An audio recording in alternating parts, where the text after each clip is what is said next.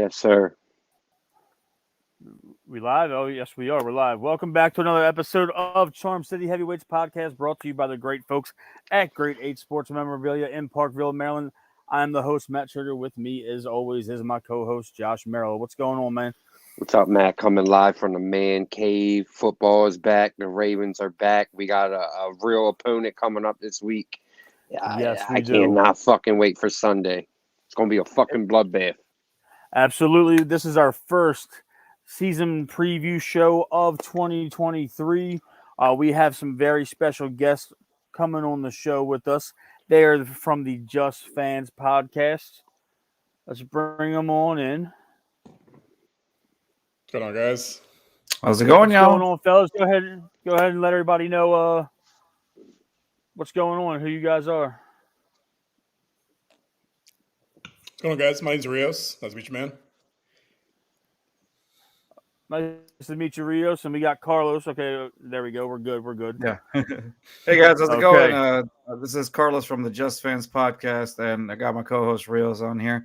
We're a local Houston podcast. We do a lot of Texan talk, Astros talk, Houston Dynamo soccer talk.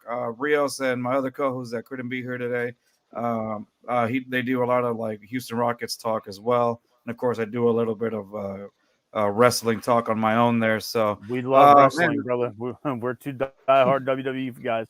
Yeah, same. We do WWE and AEW stuff as well. So it's pretty cool. So we we've been going at it for about a year now. So if it wasn't for these guys here, I don't think we'd have enough enough followers as we do or whatnot. So I'm very happy to be here with you guys, and man, I'm ready to talk football just like you are. Right? Absolutely. Greatest time of the year. Football season. It's like Christmas for a football fan. Yeah, big time. There is. So just to kind of kick everything off, the Ravens and the Texans, they're going to be coming up on their 13th meeting in the history of both of the teams. Right now, the Ravens currently have a 10-2 record, and including one of those wins in the playoffs about 10 years ago at this point. It was a year before we won the last Super Bowl. I think so. 2011. You guys 2011 have, season. There's a lot of similarities between both the teams in terms of personnel, coaches. D'Amico Ryan's one of your probably the best middle linebacker you guys have had in the history of your organization. Him and Anthony Weaver, our assistant head coach / defensive coordinator, or a defensive line coach, were teammates after Anthony Weaver left the Baltimore Ravens to sign in Houston after his rookie deal. There's also Jadeveon Clowney. He's over here after being drafted number 1 overall by you guys a decade ago. You guys have completely retooled the entire offense, it seems like. New quarterback, new crop of wide receivers, out with the old, in with the new. What's the biggest difference between 2022 and 2023 going into the season for you guys? I think it would be obviously ownership has had I guess I want to say an awakening or a realization that, hey, our organization cannot be ran by one particular man known as Jack Easterby. And I think ever since they got rid of him, the organization has been better for it. And then, they went off and got D'Amico Ryans, which I don't think, Rios, I don't know about you, but I didn't think that was going to happen at first. We're like, nah, we know our team sometimes, and not to be negative, but being realistic, like, we're like, that's not going to happen. Like, in the back of your mind, you're like, yeah, that'd be kind of cool, but it just didn't seem like it was going to happen. And when they make bad decision after bad decision after bad decision, you're like, you prepare for the worst. You don't. Yeah, at this point, I'm ready to be hurt again, kind of a thing, And so suddenly, it's announced D'Amico Ryan's in talks with the Texans, and then you just get a little bit of glimmer of hope. You're like, wait a minute, mind blown. Could this be happening? And just a few weeks later, or during that time, we had a local, a former Houston Texan, original Houston Texan, Seth Payne, on our show, and we were talking about what it was like going coach searching, and he made this wonderful analogy that it was almost like finding somebody on Tinder, right? Rios, remember that? Yeah. And so it's like you have to swipe right on, you have to make a few mistakes here and there on those and give some of those a chances. Obviously, they don't work out, but And find the right fit. Find the right fit. And so eventually, once the Texans announced, hey, we got D'Amico coming, it was like a huge change. This shift that had been, this shift of energy that had been sucked out of the life of the Houston Texans for the last 3 to 4 years. Suddenly, and the city, honestly. Yeah, it's a football town, and it was just. You would not see it. You wouldn't see a soul wearing any Texans gear. Yeah, nobody was wearing them really. And now it's like the only thing you would wear is you would see like an Andre Johnson jersey or like a JJ Watt, but nothing current. The only thing that was kind of keeping us going was the Astros back here. Still, and so other than that, it was just weird. But now it's like we know that it's probably at least I see it as a rocky start. But eventually there's progress developing. What do you think, Rios? I've been easily the biggest pessimist when it comes to the team because I've been right as far as predicting the records since 2020. I've said they were going to win less than 5 games. They won 4. I said they'd probably win less than next year. They did. They won even less the year after that. And again, I was right. I think the start of the season, I think the hardest game we're probably going to have is against the Ravens. But the other ones before the bye, those are all winnable games. It's crazy to see, the change that you guys have gone through over the last couple of years. I never thought that JJ Watt would wear another jersey, and that was weird. Seeing you guys trade DeAndre Hopkins for a bag of footballs, and not even. It was a half sandwich. How did the fan base react to that when he traded DeAndre Hopkins? Did you guys go nuts? It was one of those moments you knew exactly where you were, what you were doing. I was at work. I was having a chat with my manager, and we both got the alerts on our phone. We're like, no, this can't be real. And they're like, okay, maybe we got a couple of first rounders. I'm like, David Johnson and a 4th rounder? I was like, bro, what? No. No, this can't be real. Easily one of the saddest days in Houston football history. If you traded DeAndre Hopkins, who was and then the world shut down. So yeah, precursor. Exactly, it was a precursor. Yeah, it was. Yeah, it was. Fan base. Everybody was shocked. We thought it was a joke at first, and eventually it was confirmed. And then I think the bigger joke was the return, the half-eaten sandwich, and the spirit of David Johnson. Yeah, well, since the previous season, there was already some talks that he might go somewhere, but you would think a guy in the a guy that's in the caliber of DeAndre Hopkins, you would get a 1st-round pick or something, at least one. Yeah, at least something good in return. No, it was or even a full sandwich. That'd have been a little bit easier to swallow. A full sandwich. No, we got half. Now he's back in your division. He's with the Tennessee Titans. The Titans. Well, he chased the bag because no contender was going to give him money. He said today of all the teams that turned him down, look at who they have in their room. They're not going to give you the money you're looking for to be the 3rd option. It's the very 49ers, the Lions, all those other teams. They're not going to give you the bag, bro. He chose the money. That's cool. Can't fault him for that. Yeah, you can't. One of the things I'll bring up to you guys, Josh and I love going down memory lane with our Super Bowl teams, and when you guys became an expansion franchise 21 years ago now, correct? 2002 was your first year? 2002, yeah. Yeah. You guys drafted in the expansion draft. You took Jermaine Lewis and Jamie Sharper from us. Oh, God, man. Two fan favorites here in Baltimore. I remember seeing that in the front of the fucking newspaper. I was a little ass kid, but I remember that. Man, 2 names I haven't heard in a long time. I know. That's all. It's taking me back. It's cool though. Jermaine's still local. He's still living in Baltimore, and Jamie Sharper, I believe, is on the coaching staff at Georgetown in DC.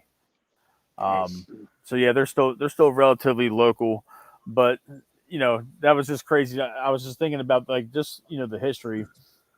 Before we get into the positional breakdowns and talk about a little bit about the current teams, what can you tell us about Jadeveon Clowney that we don't know? You want to start off, Rios, or you want me to start with this one? Don't expect double-digit games. Let's put it that way. Double-digit games. Double-digit games. Yeah, it seemed like there was always the thing is, Clowney, it looked like he had a potential. A lot of people said, yeah, he's Rios, do you remember who called it for Jadeveon Clowney? One of the analysts. They called it for Merrill Hodge said he's lazy. That basically that highlight play is what propelled him to number one, but he's not gonna pan out in the NFL. And he's like on his 5th team right now. So he, I mean, I like the potential that Clowney had. I really did, and I didn't. I wasn't a big. I was like that one hit in that bowl game was really because I heard nothing about him the entire college season at all till then. I will say this, yeah, I do agree with that. That hit obviously elevated him to elevated his draft position. But other than that, I mean, I don't expect much from Jadeveon Clowney. I mean, he's just a body. Yeah, he'll give you a few plays here and there, but honestly, from seeing him afterwards when in Cleveland and Seattle, I mean, in Seattle, then Cleveland. I don't remember. Did he go anywhere else besides Seattle and Cleveland? There was another team. Tennessee. Tennessee, Tennessee, that's right. Tennessee for a year, I think. This is his 5th team, so exactly. So it's like I remember seeing him in those teams, but I saw maybe 1 or 2 highlights throughout the season, and then he would just disappear off the face of the earth. Like he'll just be a regular guy on your defense. He's great at setting the edge, but getting sacks, pressuring the quarterback, I wouldn't bank on that. Yeah, well, that's what we really want him for. We want him to set the edge. And that's the thing. We're not expecting sacks from him. Right. And then that's the thing. I mean, if you're expecting for the edge, then, I mean, I hope he's still that guy, with the edge. But other than that, I mean, we used to have him when we had J.J. Watt. So on paper, that looked like it was going to be an elite, style defense. And for a little while, I mean, there was some plays where you would see J.J. and J.D. Clowney just wrecking shop. But then I would say majority of the time, that wasn't really the case. He would either get outpowered, outgunned, and not even by recognizable names either on the offensive line side too. It just didn't really amount to much. So yeah, because you got side, drawing the double and triple teams, and he should have had easy passes to quarterback, just never materialized. Right. That's fair. Yeah. Okay. I mean, that's about fair. what we thought. It's about what we thought. I mean, people are thinking he's going to come in here and be a 12, those 15, are they're idiotic Ravens fans. That's not happening. We have those too. Yeah. He's never had more than 9.5 in a year. So I don't understand why people were thinking because he's an edge rusher that means he's going to be. If he sets the edge and gives us and stays healthy, sets the edge, gives us maybe 2-3 sacks. That's a success for me. Right. Set the edge for sure. Stay healthy. Yeah, I know. I'd bet the under on that one. Yeah, definitely. I would too.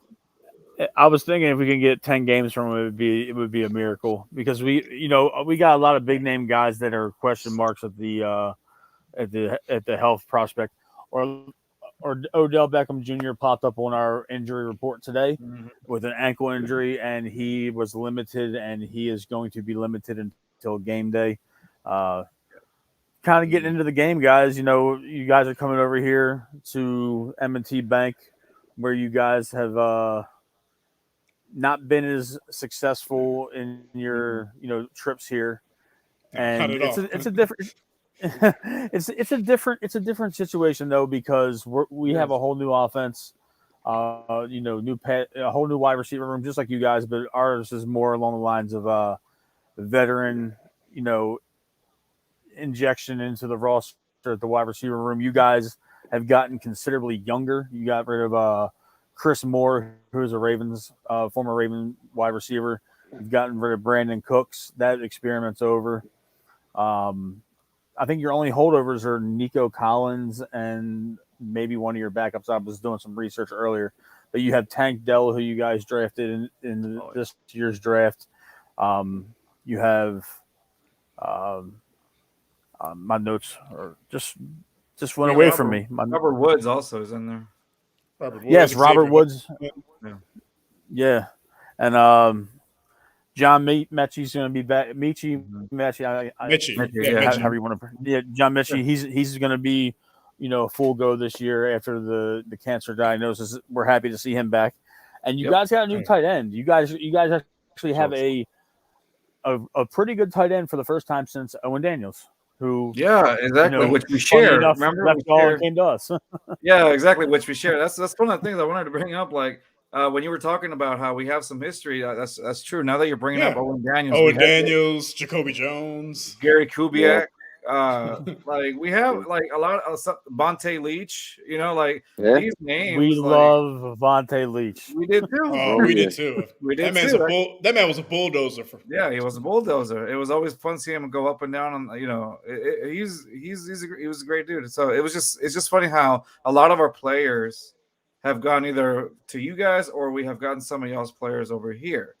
But it's usually like, especially within the early 2010s, early 2010s, I would see that, which we did, when we had our game also against you guys. I think we both had like top ranked defenses that year. I think the 2011, the year we lost with our backup quarterback, coincidentally with Jacoby Jones, who fumbled the ball against the Ravens. Had a horrible game against us, and then we signed him the next year. And he went to the Super Bowl. Yeah, and we don't win a Super Bowl without him. Definitely don't win it without him. Arguably, he should have been the MVP. Yeah. He was MVP for y'all 2 years in a row. Right? Pretty much. Yeah. Pretty much, man. But that's exactly. So go ahead. Sorry, go ahead. No, you're good. Go ahead, Carlos. I'm sorry. No, you're fine. And so, it's so funny with that history that you forgot one. Your favorite player, Carlos, Ed Reed. Oh, Ed Reed. We don't want to talk about that. We don't. Short subject, bro. Funny story. So Ed Reed actually blocked him on Twitter. That's not hard to do.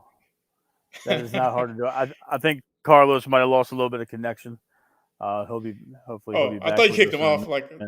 Understandable. We didn't. So I think. I want to say what happened. How did he kick him off? So on Twitter, basically. Sorry, I got out. So when Ed Reed got cut by the Texans, he was going to these banks to withdraw his money, and his car got broken into. I'll let you finish the story, Carlos. I was telling the story how Ed Reed blocked you on Twitter. Oh yeah, sorry. Thanks, Jeff. So I think we just explained. I caught the tail end of it where he said that Ed Reed was going around the banks or something like that, with depositing money.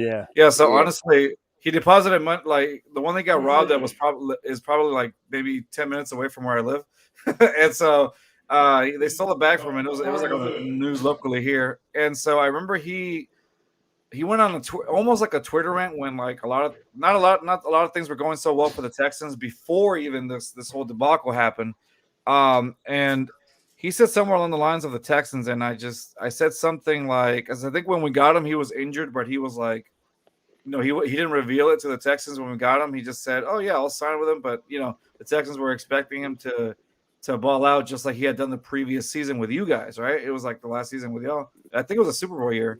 Yeah, and so and so we had signed him after, so we're like, all right, some help at safety because we desperately needed it at that time. And so I remember that experiment didn't last long anyway. So back to what I was saying. So he not even a whole Twitter, year. He had like a little rant. Was that like 6? It was like 6 games, I think. 6 games, yeah. And so he went on a Twitter rant about it or something like that. And so I said something along the lines of, obviously it was in my old Twitter account, and I said something along the lines of, "Oh, that's funny. I think I would make a joke about Ed Reed or something like that, but I would be afraid he broke his hip because I think he was having hip problems." It was something dumb.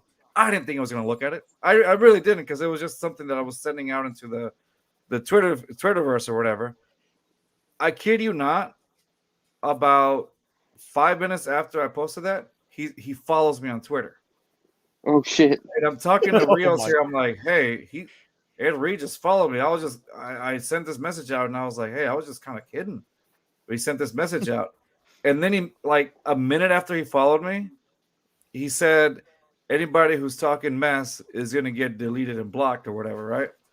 And then again, I made a joke about his age. It was something dumb because I was young too, and I can't remember specifically what it was. And I was like, I think Ed Reed busted his neck or something like that on this post. It was something dumb. He busted it. I think you said he busted his hip tweeting this out. That's what it was. Yeah, he busted his hip tweeting this out or whatever. And he blocks me immediately.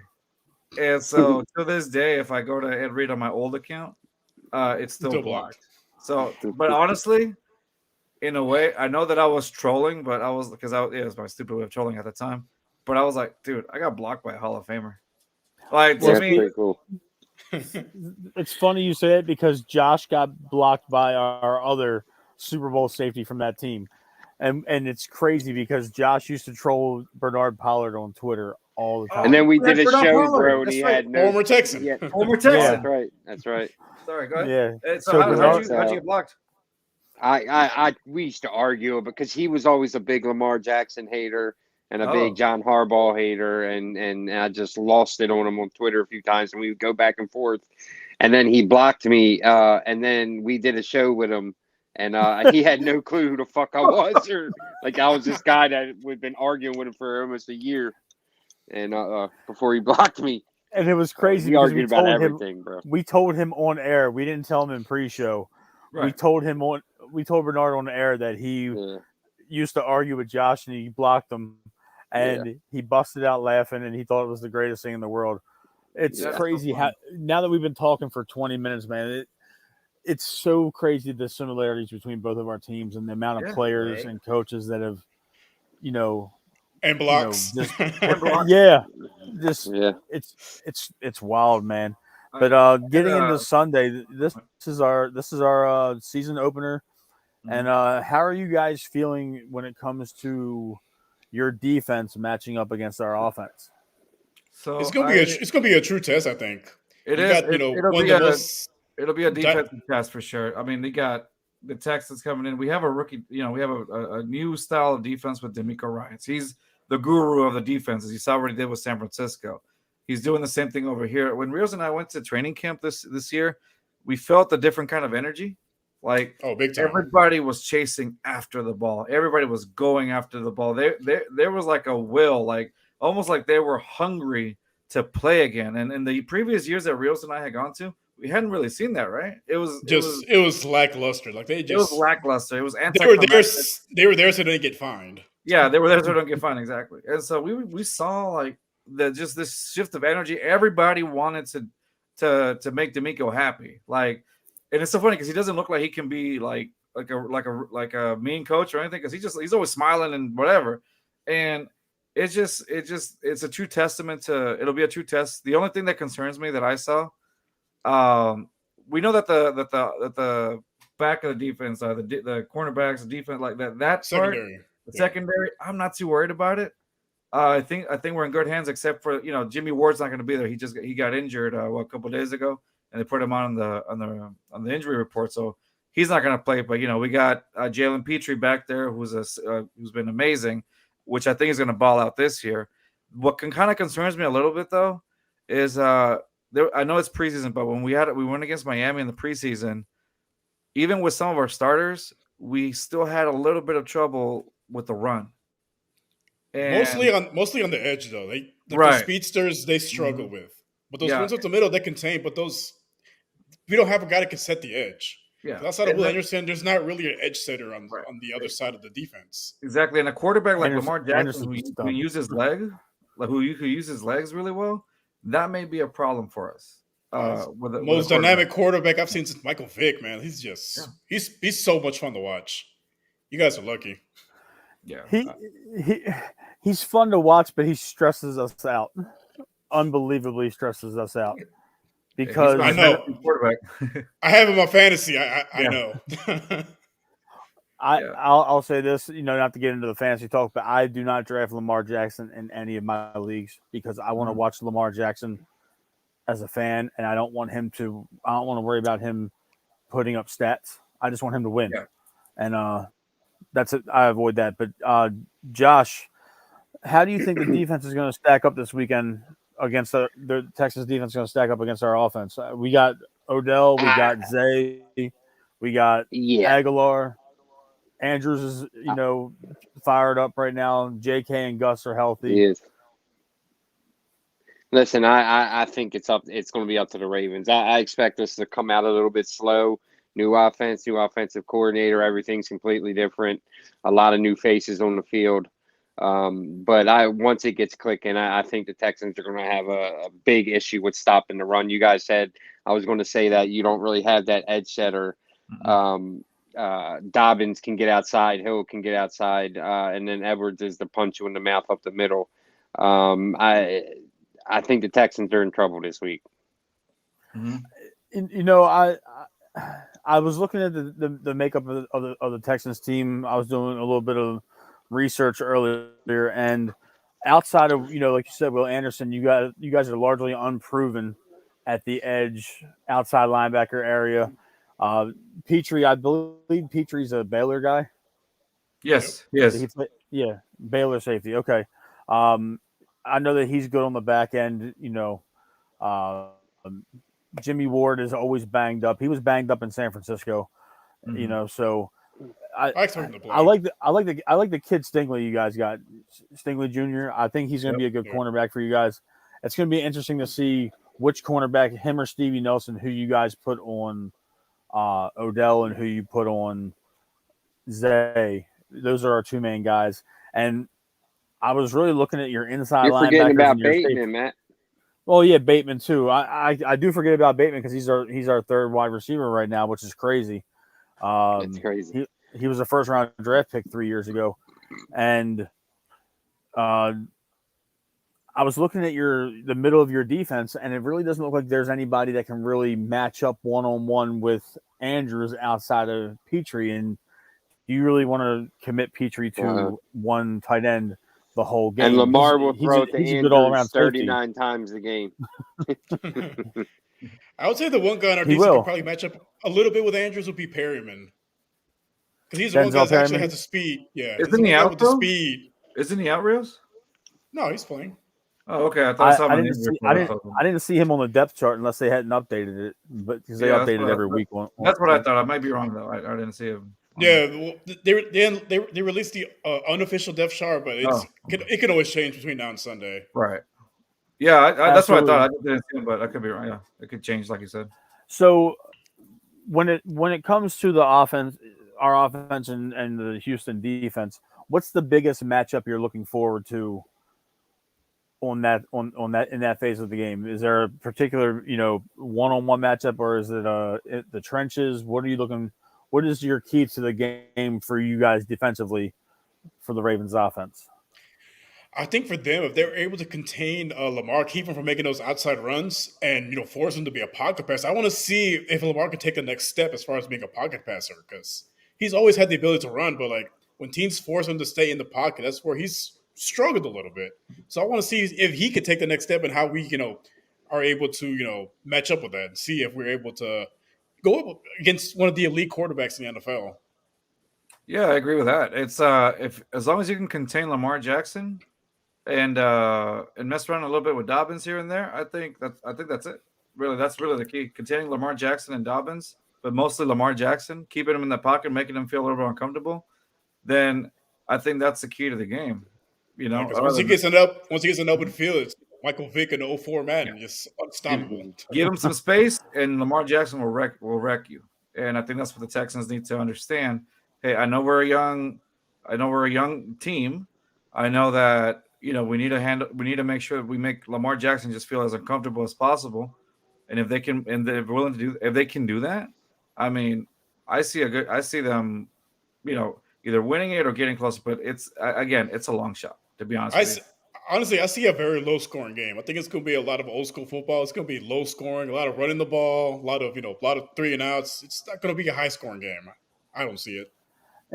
I don't see it being a shootout. Josh, what is your key for the Ravens offense versus this Texans defense? According to Carlos and Rios, they're hungrier. They're more pursuant to the football. They have some guys that want to go out there and ball that are showing continuous effort. What do you think our key to the game is offensively? Well, I think it's the offensive line. Did they give Lamar time?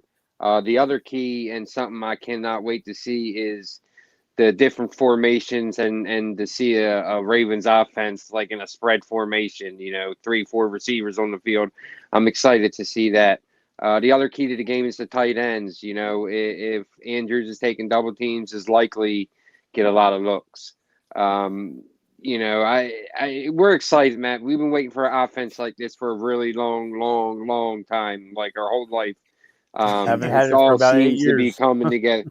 Yeah, and it all seems to be coming together. Like I think Zay Flowers is going to be an absolute monster. I think a lot of people don't know Oh who he yeah. is, but they're going to Oh, know yeah. who he is soon. I want him.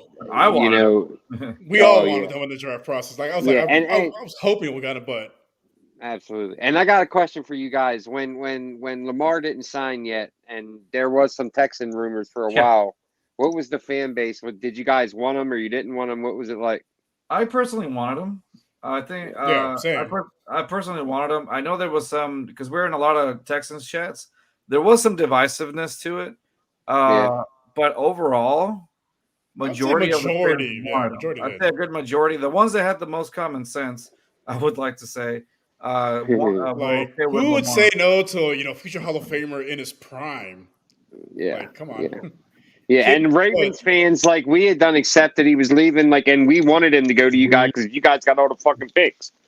Yeah, We wanted your guys' we were- picks. I wouldn't have minded with the picks or whatever. It could have been. It could have even. There was even like how do you call it, the fakes where they put like the jerseys on them on Twitter Yeah. or whatever. Yeah. There was a lot of Lamar Jackson ones with Oh, yeah. Texas jersey. with Texas Sure jersey. I was was. like, to me, I was happy. I was like, ho, he gets to wreck shop against I Deshaun was- Watson. I was like, there's no way it happens. Like, I wouldn't be against it, but I was like, there's no way. it was gonna happen. There's no way Baltimore lets him leave in his prime for No, basically he wasn't. unproven draft picks. Like, I mean, We draft were picks just are cool, over but it. you don't know what they're gonna be. Like, you Yeah. really don't know what they're gonna be. we were just over it. We wanted to We end were to over the, it either way. we wanted to end to over. the whole saga because at the end of the day, if we were gonna get rid of him, shop him to the highest bidder for draft capital and players, but it ended up working out. I thought for sure he was gonna either be in Atlanta or Indianapolis or even with you guys. It would have been crazy if Lamar Jackson would have been a Houston Texan coming to the. Oh, my God. coming to This the would be a bank. different Week one. podcast. I'd be quiet. It'd be a and very sad. different. Yeah, we might not even be doing this show right now. Yeah, I you probably know, would. but, No, honestly, I but thought he's either gonna come here or to Atlanta. I thought Atlanta for sure. What could be more fitting? The best prospect is Michael Vick going to Atlanta, and him wearing the number 7. Man, that'd have been. That would have been cool. Yeah, That would have been different. it would have definitely been different. But switching gears, our defense is kind of taking some hits. In the offseason, we lost Calais Campbell, and we didn't really sign anybody to replace him unless you consider Jadeveon Clowney the replacement to Calais, which I do. A lot of people don't No, I don't because see they're not it. the same position. Yeah, Calais Calais an was a inside pass rusher. Yeah, he's a Yeah, pass he was rusher. an inside pass rush. He was pretty good in the run game too. He gave us, Josh, what was he here? 3 years, 4 years? He gave 3 us years. he gave us a good 3 years. And our cornerbacks, room right now is very banged up. And I was thinking this is going to be an issue with you guys. You guys have a lot of young receivers. Probably one of the younger position groups on your team outside of Robert Woods. Most of the guys are, mid to early 20s. And our starting cornerbacks this weekend are Rakia Sin and Oh, God. Rakia Sin and Ronald Darby. So that's a little rough, man. We don't know Marlon Humphrey for the first month of the season, if not longer, because the Ravens are notorious for not being upfront with the injury status to the fan base and the media. How do you guys feel, with your offense matching up against a pretty stout defense from, a year ago? Roquan Smith is still in the middle. We still have our defensive line intact in terms of the interior, like nose tackles with Michael Pearson and Broad Washington. How do you guys feel with your offense going in, up against a pretty stout defense week one? I think with our offense, I'm a big believer in CJ Stroud. It's just our wide receiver room is very unproven. Like, it's basically a lot of hypotheticals. You have high hopes for them, but like they're mostly unproven. Outside of Robert Woods, outside of that down year in Tennessee, that room is pretty unproven. And you're really banking on rookie quarterback to go on the road and you know put up some points and get the ball in the right spots. I think our one bright spot on offense is going to be Dameon Pierce. I mean, Oh yeah, he faced 8-9 man boxes, still couldn't be stopped. So I think, like I said, it's going to be an old school football game. Basically, running the ball, defense, holding the teams to field goals. It's going to be old school weekend this weekend. yeah. I'm gonna say I would say one of our biggest brightest spots, like Real said, is Dameon Pierce. Dameon, as you saw him last season, he was wrecking shop against the Jacksonville Jaguars. He went through like 5 dudes nonstop. My biggest concern was, what are the Texans doing to protect him? Well, they went out and got a Singletary from the Bills to back him up, give him a little bit of a break. I'm like, great, you invested in your running back, you gave him a break. This way, there's not that much wear and tear on him, right? The O-line, then they all got hurt, but yeah. The problem is now is like we invested also in an offensive line, but as Real said, we're down a right tackle or a starting right tackle. We're down a center now, and now I think we're down another guard, which is Kenyon Green, which we expected bigger things this season. So like our O-line is pretty banged up. Missing 3 or 5 starters. I noticed. I know Kenyon Green's he was your starting left guard last year, right? Yep. He's done for the year. Had a bad season. This was supposed to be his comeback season. He's out for the season now on the IR. So it's like it's a revolving door. Yeah, they went off and got Shaq Mason from Tampa Bay, which was that solidifies the inside, because that was a right guard last season was basically. One of us could have got a sack on a quarterback last year. That was that bad. It was just a revolving door. You just gotta go through whatever. But now, like Real said, we have 3. Out of the five stars, 3 of them are out. So like, what do you now? You have that level of uncertainty with the rookie quarterback. So that's what concerns me the most, honestly. That's what I said. It's gonna be a low scoring. Like their secondary is pretty banged up, but like again, you're missing a lot of starters. I think he's gonna be under a lot of duress the entire game. Yeah. Dameon Pierce is going to alleviate some of the pressure, but again, he's going to be under a lot of duress. I think their coordinator is going to try to, mask some stuff up to try to confuse him a little bit, because it's a rookie quarterback. It's what these defenses. It's going to happen. I can see an interception here and there. They say rookie quarterbacks are like, oh yes, I can tell you, I think John Harbaugh is undefeated versus rookie quarterbacks. Is he not, Matt? Yeah, I believe he has I know his winning percentage is over 80% against rookie QBs. If I'm not mistaken. I think he has a couple, but not a lot. I think Belichick's the only one that's undefeated against rookies. Yeah. Right. Is it at rookies in general or in Foxborough? No, rookies in general. I don't think Belichick's ever lost against a rookie. Okay. Yeah, I know Harbaugh's like you mentioned, it's above 80%. Like he's rarely lost against a rookie quarterback. Yeah. Josh, what do you think the key is for the Ravens defense? Going up against this young Texans team, they have a very good running back. Their offensive line's banged up, an unproven wide receiver room, a solid veteran tight end. I'm a Dalton Schultz fan. I think that he is severely underrated. He wasn't really, highly regarded he came from Dallas, I believe. He was a Cowboy, correct? Yes. Mm-hmm. Yeah. So I know that to me, it's a defensive line. If we can get pressure on a young rookie quarterback in the stadium, we haven't had a opening game at home in a few years now. It's going to be rocking down there, and the town is really excited for this team. So they're going to be jacked up. If we can get in this rookie's face, knock him down a few times, get him out of whack, it could get out of hand. It could get ugly. I agree with you. I think that we got to rattle Stroud and we got to play physical at the line of scrimmage in terms of making the wide receiver core on the Texans uncomfortable. Now, we don't have Marlon Humphrey, obviously. We got a bunch of nickel and dime cornerbacks starting for us. So it's a little sketchy here and there. But Kyle Hamilton is an absolute stud. He's been playing Marcus well. Williams. He played well. Marcus Williams is back there. Roquan Smith and Patrick Queen are fantastic in coverage. More Roquan than Patrick Queen, but I think the biggest key is going to be keeping Dameon Pierce at bay.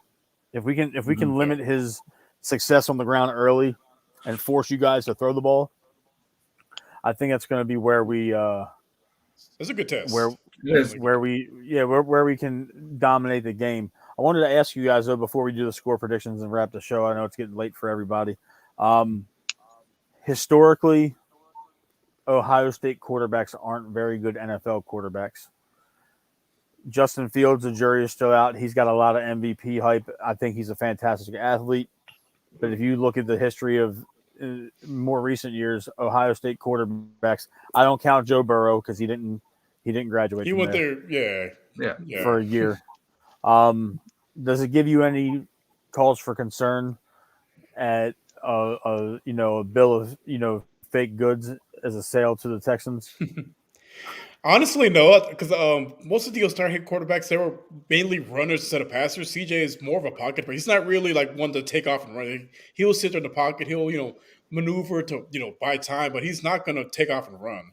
He's not Justin Fields. He's not Terrell Pryor. Like, he's going to make the right reads. They never really made him use too much of his athleticism at Ohio State because that was just Day's offense. He just, pocket passer. That's what he wanted to focus on. And, when you're 70% accuracy in college, that's going to translate to the pros. That's something you lose when you play with better receivers. You know what I mean? So I'm not too worried about him as a pro. But yeah, you're right. Fair enough. You're right. There is that part of that element that Ohio State quarterbacks don't really make it in the NFL. But hey, you never know if this guy is going to be the one that kind of changes that. We're hopeful for it, and like Real said, he's more of a pocket passer, but the thing is, he has the ability to use his legs if possible, if he needs to. Like we saw that against when he did against Georgia. We saw it a few times here in preseason. He was able to move around, extend some plays, and plus with that Kyle Shanahan style offense that they're doing over there, the West Coast offense, like it's very QB friendly. So it's timing based, which he excels at. Yeah, and ball quick. So as long as you can find, I feel like this offense is perfect for him, just because, like I said, it's very QB friendly. You got a guy like Case Keenum mentoring him. It's not Davis Mills. Case Keenum mentoring who's experienced in that type of offense. I was telling Rios, it's so funny. I see a lot of what we had when the type of offense with when we had Matt Schaub. Like, I'm seeing some of those elements because you don't know if it's a pass or a run. That's what's confusing about it. And I remember Matt Schaub back when he was a much better quarterback before the Liz Frank injury, when he had all his confidence back. I remember he excelled at that. He would fake the run or he would fake the pass really well. In 2009, he led the league in passing. He did. We had Kyle Shanahan. Exactly. So we missed the playoffs that year by a game. Right. One game. Yeah. And so, I mean, honestly, this particular offense, I think, is going to be very, very a strength for CJ Stroud. So I think it is going to start off shaky. We might see some like during the middle of the season. My prediction is maybe we'll see what it can be, and he'll just have to grow from there. But this game against the Ravens will be his first, almost like his initiation, his test. Right? Listen, can you hang with the big boys? And if you can't, then what? Then in a hostile environment. What do you need to get to that level to catch up? So, like Real said earlier, it's a lot of speculation. Maybe these wide receivers, we don't know what they're going to do, what they're capable of. We don't know what any other aspect of this team is really until we actually see them on the field week 1 against a team like the Ravens, because we know that the Ravens, in that division y'all are in, you have to be a competitive team. You have to be. So absolutely, I'm going to see this as a test. Honestly, I'm going to see this as a test, and I'm going to, the regular casual fan will look at it as like it's just like a regular beatdown. But in my opinion, I think Rios will back me up on this one. I think we'll see it as a testament to how much can where do we stack up against those good teams. elite teams in the AFC, basically. Yeah, it's definitely going to be a hard fought game. Yeah. Go ahead. I'm sorry. Go back to the quarterbacks. People's like, Ohio State quarterbacks don't make it. Before Burrow, what LSU quarterback made it? There was none. It's always got to be a first. So very true. Very true. So hopefully for you guys, for the sake of you guys, Stroud can be that changing quarterback. But to wrap the show up, we always do, we have guests from our opponents. We do a score prediction and a player of the game. It can be a bold prediction for the player, or you can just make it as simple as you want. You guys can go ahead and give your predictions first since you're our guest. What do you think is going to be the outcome of the game on Sunday? Go ahead, Riz. Like I said, it's going to be low scoring. I got you guys winning, but it's going to be 13-10. But as far as player of the game, I'm going to go a little left field. I'm going to go Tank Dell. I think he's going to be the X factor in this game. Okay. Fair enough. Carlos. I will say this. I think just like you guys, I think a lot of people are seeing Tank Dell is going to be underrated, just like a lot of people will see how underrated Zay Flowers is. I don't think a lot of people were set too high on either one of them, but I think both of us have those rookie wide receivers as sleepers. Like we kind of know the value of them, right? I was a big fan of Zay Flowers' speed. Like his speed is just incredible. Before the draft happened, I was telling these guys, dude, I would love to see Zay Flowers on the team. He's dynamite. Well, Tank Dell, he's not as fast as Zay, but he's still got some speed. And so I think a lot of us, what we're looking at is like a Tyreek Hill kind of comparison, right? And so they both have speed, but I think that's what's going to be, that's going to be the same thing for us. People sleep on these type of wide receivers, So I think Zay Flowers and Tank Dell are going to be very beneficial for both teams. This Sunday, I think you'll see you'll see some of that. You'll see these young rookies stepping up. I'm going to say, I think it's going to be a close game. I'm going to go off and say maybe not a low scoring game. I was thinking probably somewhere along the lines of like 21-13, something like that. Nothing too much. Yeah. Josh, this is your favorite part of the show, buddy. You always catch our guests off guard with a wild ass prediction. It's his tradition. Josh, who's your player of the game, and what is your score prediction, man? All right, man. My bold prediction is I think that Charlie Kohler is going to have 2 touchdowns in this game. Our third string tight end. Yeah, I know everyone. I think this new offense is going to feature everyone. There's too much talent in the tight end room to just have Andrews out there.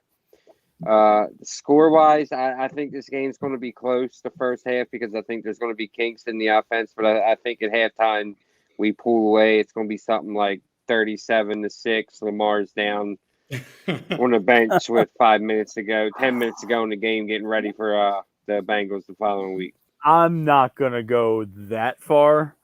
My colleague is always one. Who'd you tell last year that we were going to win 45-2? It was just something fucking. He likes to roll. It was the Jets game. It was the fucking Jets game. It was the New York Jets. It was the opening game last year. Yeah. I think that it's going to be a. It was close. It was 40 something. It was bad. We fucked them up a little bit. We stomped them. Damn. But Flacco was the quarterback, so it was like bittersweet. It was like, all right, don't sack him. Don't hurt him. Sack him, don't hurt him. Yeah, let him up. Just let him down gently, kind of thing. Man, it was like when Shawn Michaels kicked Ric Flair. I'm sorry. Yeah. Yeah. Talk about emotional, but I think that this is going to be one of those games where the offense works out their kinks in the first couple drives. I think the Ravens win 27-14. I don't think it's going to be too much of I don't consider that a blowout. I don't consider it a blowout by any means. I think Tucker's going to have a couple field goals as usual, but it's going to be one of those games where you guys are going to hang in there, and I don't believe we're going to just railroad you guys because it's not that kind of dynamic. I trust that D'Amico Ryans is going to have you guys ready to go. I'm looking forward to the game. I'm hoping that we can, make this an 11-2 win-loss record against you guys come Sunday. But I want to thank you guys for joining the show. It was really great to talk to you guys. You're a fantastic duo. I know you got another person in your trios for your podcast. Let everybody know on our end where they can find you if they want to check out some good Houston sports and wrestling content. Appreciate you. So we're on YouTube at just all you gotta do is type in at justfans22. You'll find all of our YouTube stuff on there. So had some pros on there. We've had some pretty good guests, I'd like to say. So find us on YouTube. We're also on X at justfans22 as well. It feels weird to say that. Twitter. It's Twitter. It feels so we're weird. We're not calling it X, sir. It's Twitter. And so find us there, and then we're also on what is it? The Instagram at justfanspod, and we post a lot of random things there, so that should be kind of entertaining. Of course, our TikTok at justfans2022 as well. So I think Reels runs that one, the TikTok, our TikTok there. More or less, yeah. Yeah, more or less. But yeah, there you have it, folks. Thank you so much. Thank you so much for joining the show. Stick around for a minute or two for post show. Yeah. Josh, go ahead and shut us down, my man. You're on mute. You're on mute, yeah. Thank you, bro. Thank you guys for coming on, man, and thanks for being a good sport. That's every game I predicted. That's just how I got to think, man. Like we're going to run through everybody. I don't blame you. Think, it's going to be close. I don't blame you.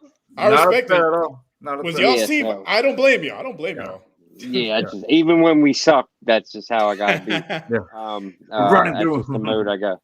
So if one of you guys would have said, "Yeah, we're going to fuck you up 50-0," I would have understood. I wouldn't have got mad because I get it. Like that's how you got to think. Damian Pierce is running for 500 yards next game. That's what he's doing. But I'm looking forward to this game as well, man. I'm just excited for football to be back. I hope the Ravens win, but I hope both teams get out injury free. And you guys have I hope you lose this one, but after that, I hope you guys win. I'll cheer for you. And, I just want to see a good game.